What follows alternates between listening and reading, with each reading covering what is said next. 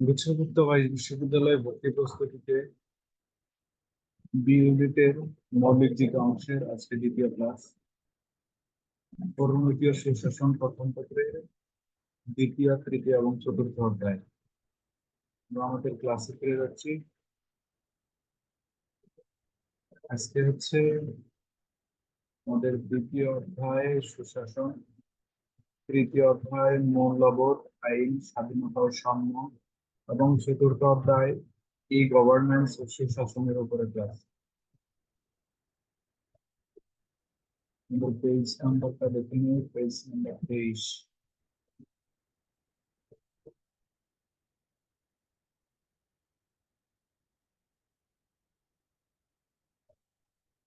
দ্বিতীয় অধ্যায়ে এমন গুরুত্বপূর্ণ কিছু নেই, আমরা দেখছি। দ্বিতীয় অধ্যায়ে গুরুত্বপূর্ণ অংশ রয়েছে মাত্র 2টি লাইন। সেটা হচ্ছে সুশাসনের ইংরেজি হচ্ছে গুড গভর্নেন্স, এবং সুশাসন প্রত্যয়টা আমরা দেখেছি প্রথম অধ্যায়ে 1989 সালে বিশ্বব্যাংক সর্বপ্রথম সুশাসন প্রত্যয়টা ব্যবহার করে, এবং 2000 সালে সুশাসনের জন্য বিশ্বব্যাংক কয়েকটি বিষয়ের উপরে আলোকপাত করে, যেগুলো আমরা প্রথম অধ্যায়ে দেখেছি। দ্বিতীয় অধ্যায়ে সবচেয়ে গুরুত্বপূর্ণ লাইন হচ্ছে এখানে যে প্রাচীন গ্রিসে আজ থেকে 2600 বছর আগে দার্শনিক প্লেটো একটি আদর্শ শাসকের কথা বলেছেন। এটা খুবই গুরুত্বপূর্ণ, পরীক্ষায় আসার মতো। যে প্রাচীন গ্রিসে আজ থেকে 2600 বছর আগে দার্শনিক প্লেটো একটি আদর্শ শাসকের কথা বলেছে।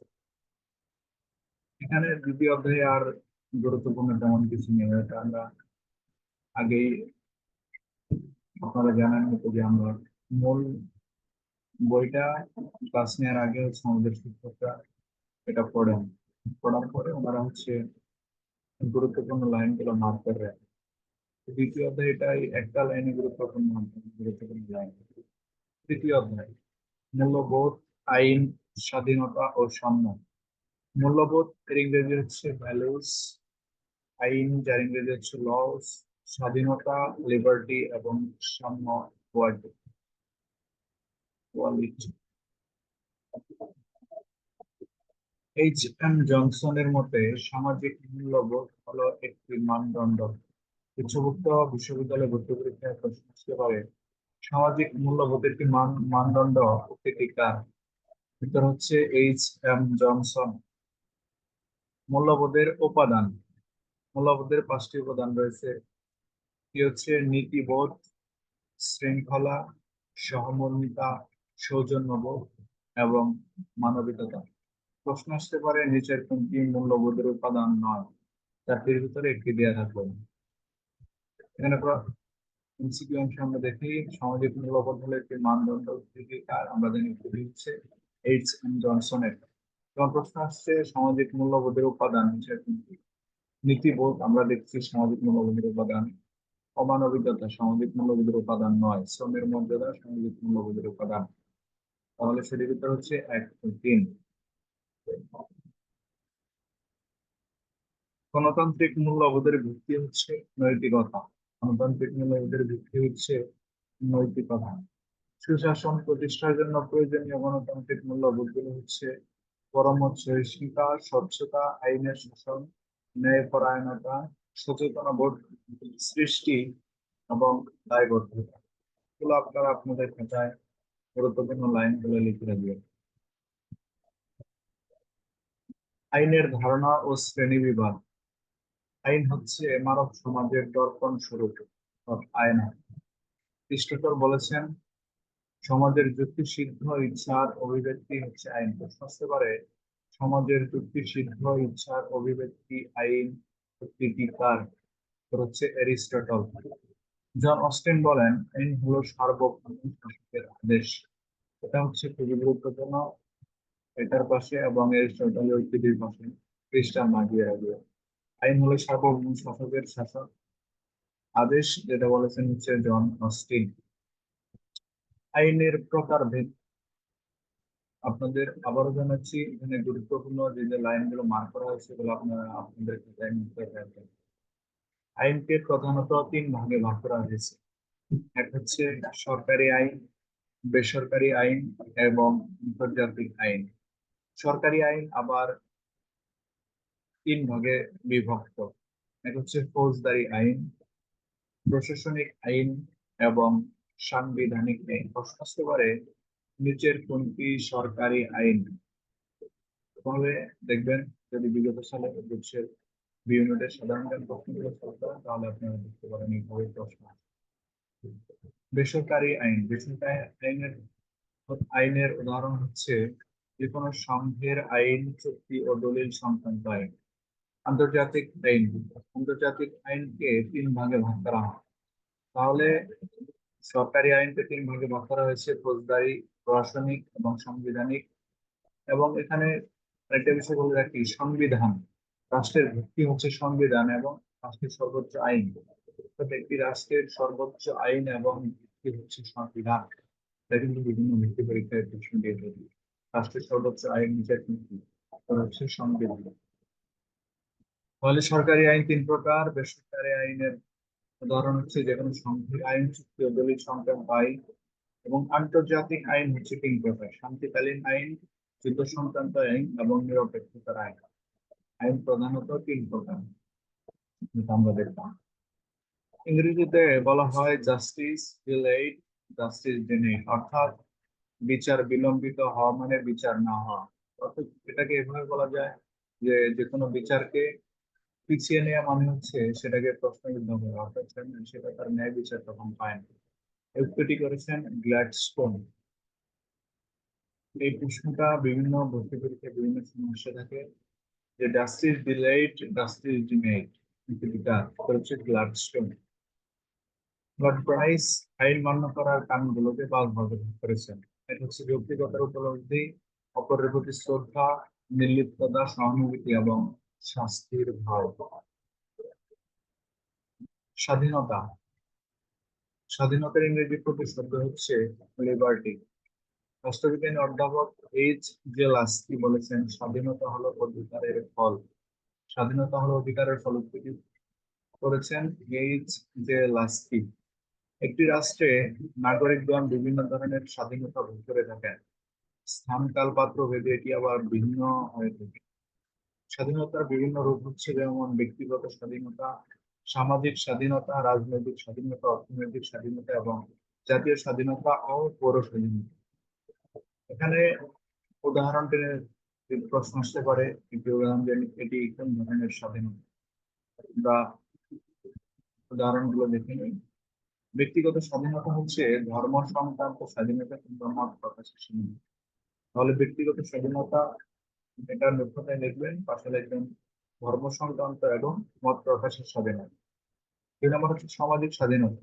সামাজিক স্বাধীনতা হচ্ছে জীবন ধারণ, সম্পত্তি ভোগ কিংবা সামাজিক কর্মকাণ্ডে অংশগ্রহণের স্বাধীনতা। ফলে সামাজিক স্বাধীনতা হচ্ছে জীবন ধারণের স্বাধীনতা, সম্পত্তি ভোগ স্বাধীনতা কিংবা সামাজিক কর্মকাণ্ডে অংশগ্রহণের স্বাধীনতা। রাজনৈতিক স্বাধীনতা হচ্ছে ভোটদানের ক্ষমতা, স্বাধীনতা, ভোট ভোটার হওয়ার স্বাধীনতা, রাজনৈতিক দল গঠনের স্বাধীনতা। তাহলে রাজনৈতিক স্বাধীনতা হচ্ছে তিনটি: ভোটার হওয়ার স্বাধীনতা, ভোটদানের স্বাধীনতা এবং রাজনৈতিক দল গঠনের স্বাধীনতা। অর্থনৈতিক স্বাধীনতা হচ্ছে পেশা বাছাই ও জীবিকার স্বাধীনতা। অর্থনৈতিক স্বাধীনতা হচ্ছে পেশা বাছাই ও জীবিকার স্বাধীনতা। মৌলিক চাহিদা পূরণের জন্য অর্থনৈতিক স্বাধীনতার কোনো বিকল্প নেই। প্রশ্ন আসতে পারে, মৌলিক স্বাধীনতা পূরণের জন্য নিচের কোনটি স্বাধীনতা এটি অপরিহার্য? তার হচ্ছে অর্থনৈতিক স্বাধীনতা। জাতীয় স্বাধীনতা, জাতীয় স্বাধীনতা হচ্ছে 1971 সালে বাংলাদেশ যে 20 লক্ষ শহীদের রক্তের বিনিময়ে স্বাধীনতা অর্জন করে, এটা হচ্ছে জাতীয় স্বাধীনতা। পৌর স্বাধীনতা, জীবনের অধিকার, সম্পত্তির অধিকার, ধর্ম সংক্রান্ত অধিকারগুলো হচ্ছে পৌর স্বাধীনতার অন্তর্ভুক্ত। তাহলে স্বাধীনতা হলো অধিকারের ফল, উক্তি করেছেন লাস্কি।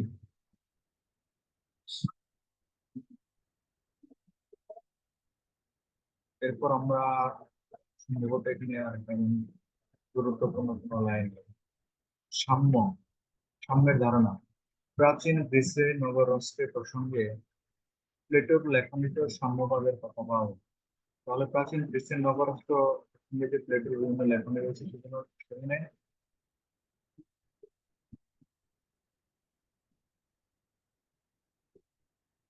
কিসের কথা পাওয়া যায়? উত্তর হচ্ছে সাম্যবাদ। আধুনিক যুগে ব্যক্তিগত সম্পত্তি বিলোপ করে সাম্যবাদ প্রতিষ্ঠার কথা বলেছেন কার্ল মার্কস। তাহলে কার্ল মার্কস প্রশ্ন হচ্ছে এবার সাম্যবাদ প্রতিষ্ঠার কথা বলেছেন কে? সাম্যবাদ প্রতিষ্ঠার কথা বলেছেন কার্ল মার্কস। ব্যক্তিগত সম্পত্তি বিলোপ করে সাম্যবাদ প্রতিষ্ঠার কথা বলেছেন কার্ল মার্কস। ফরাসি বিপ্লবের মূল কথা ছিল সাম্য, মৈত্রী এবং ভ্রাতৃত্ব। এটা কিন্তু খুবই গুরুত্বপূর্ণ। এই তিনটা ওয়ার্ড খুবই গুরুত্বপূর্ণ, বিভিন্ন পদ্ধতির ক্ষেত্রে এসে থাকে। ফরাসি বিপ্লবের মূল লক্ষ্য সাম্য, মৈত্রী এবং ভ্রাতৃত্ব। সাম্য বিভিন্ন রকমের হতে পারে: সামাজিক সাম্য, রাজনৈতিক সাম্য, অর্থনৈতিক সাম্য কিংবা আইনগত সাম্য। সামাজিক সাম্যের উদাহরণ হচ্ছে বাক স্বাধীনতা, সম্পত্তির অধিকার, সামাজিক নিরাপত্তা, ভোট কিংবা নাগরিক অধিকার চলছে, এখানে হচ্ছে সামাজিক সাম্য। রাজনৈতিক সাম্যের উদাহরণ হচ্ছে সংগঠন করার স্বাধীনতা, নির্বাচনে অংশগ্রহণের সুবিধা, ভোটাধিকার। এগুলো হচ্ছে রাজনৈতিক সাম্য। অর্থনৈতিক সাম্য হচ্ছে পছন্দ মতো পেশা নির্বাচন, পেশা পরিবর্তন, যোগ্যতা অনুযায়ী পেশা গ্রহণের মতো বিষয়গুলোকে বলা হয় অর্থনৈতিক সাম্য। আইনগত সাম্য হচ্ছে চাকরিতে সমান সুযোগ লাভের অধিকার, সংগঠন ও সমাবেশ করার অধিকার। এগুলো হচ্ছে আইনগত সাম্য। বাংলাদেশের মতো দেশে আইনগত সাম্য সংবিধান দ্বারা সুরক্ষিত। বাংলাদেশের সর্বোচ্চ আইন হচ্ছে সংবিধান। ব্যক্তিগত সম্পত্তি বিলোপ করে সাম্যের কথা বলেছেন কার্ল মার্কস। প্রাপ্তবয়স্ক সকল নাগরিকের ভোট দেওয়ার ক্ষমতাকে বিভিন্ন সংবিধানের রাজনৈতিক সাম্য। এরপর আমরা নিচের দিকে চলে যাই, চতুর্থ অধ্যায় ই গভর্নেন্স ও সুশাসন। সুশাসন প্রতিষ্ঠার আধুনিকতম উদ্যোগ হচ্ছে ই গভর্নেন্স। ই গভর্নেন্স যাকে বলা হয় সুশাসন, সুশাসনের একটি আধুনিকতম উদ্যোগ। ই গভর্নেন্স হচ্ছে ইলেকট্রনিক গভর্নেন্স। এই গভর্নেন্স হচ্ছে ইলেকট্রনিক গভর্নেন্স। সেটা হচ্ছে তথ্য প্রযুক্তির মাধ্যমে, ইন্টারনেটের মাধ্যমে সকল সরকারি সেবা মানুষের কাছে পৌঁছে দেওয়া। এটা হচ্ছে ই গভর্নেন্স। সাধারণত তিনটি স্তরে এই গভর্নেন্স এর সেবা পাওয়া যায়। কয়টি স্তরে? তিনটি স্তরে গভর্নেন্স সেবা পাওয়া যায়। একটা হচ্ছে সরকারি, সরকার ও সেবা গ্রহীতা, সরকার ও ব্যবস্থা বাণিজ্য এবং সরকার থেকে সরকার। এই গভর্নেন্স এর মূল কাজ হচ্ছে তথ্যের গোপনীয়তা রক্ষা করা। এই গভর্নেন্স যে প্রযুক্তি ব্যবহারের উপর নির্ভরশীল সেটা হচ্ছে তথ্য প্রযুক্তি। দেশের সুশাসন প্রতিষ্ঠা করা হচ্ছে এই গভর্নেন্স এর মূল লক্ষ্য। এই গভর্নেন্স এর মূল লক্ষ্য কি? দেশে সুশাসন প্রতিষ্ঠা করা।